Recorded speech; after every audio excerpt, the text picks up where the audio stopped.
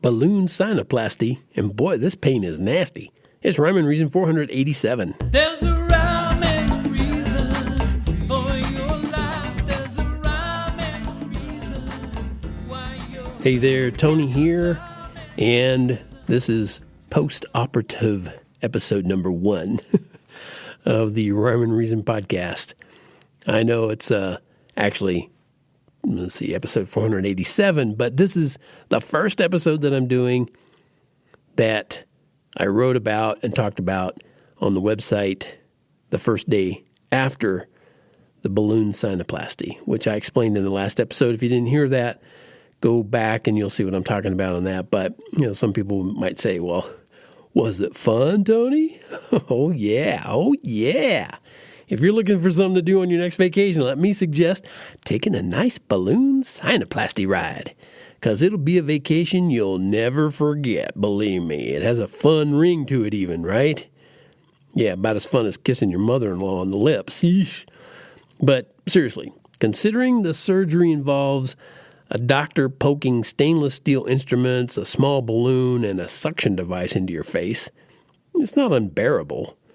And by not unbearable, I mean a human body can bear it. Obviously, I did. Otherwise, I wouldn't be here to talk about it right now. But I feel pretty sure that those numbing agents that they put in there make quite a bit of difference.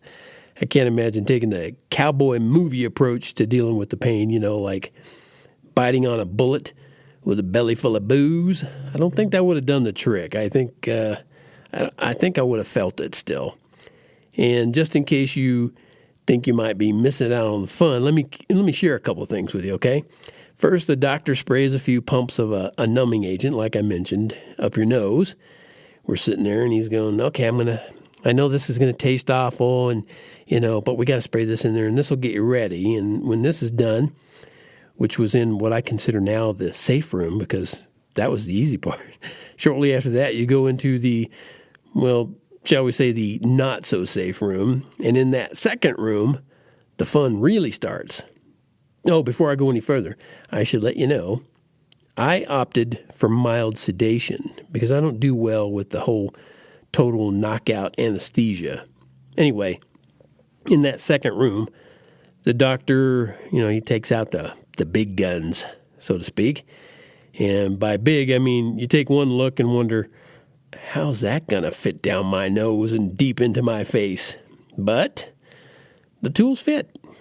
And here's how it went. The doctor said, okay, we're going to numb you some more, and you're going to feel a slight pinch.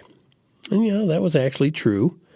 After a few more of those pinches, the doctor said that he was starting the procedure.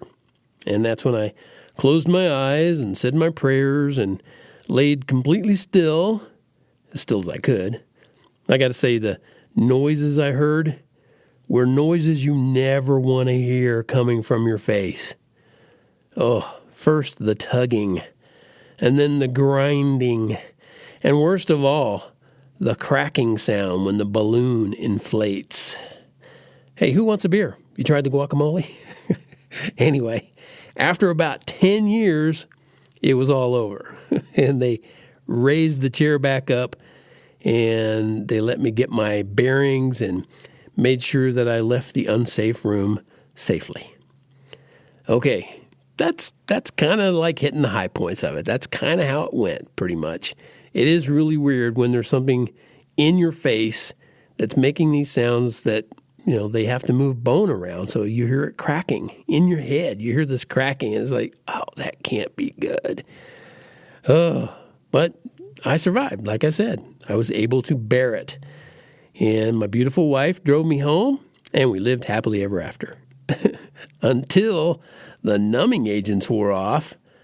But I'll leave that for another time. So I don't want to drop all the fun on you all at once.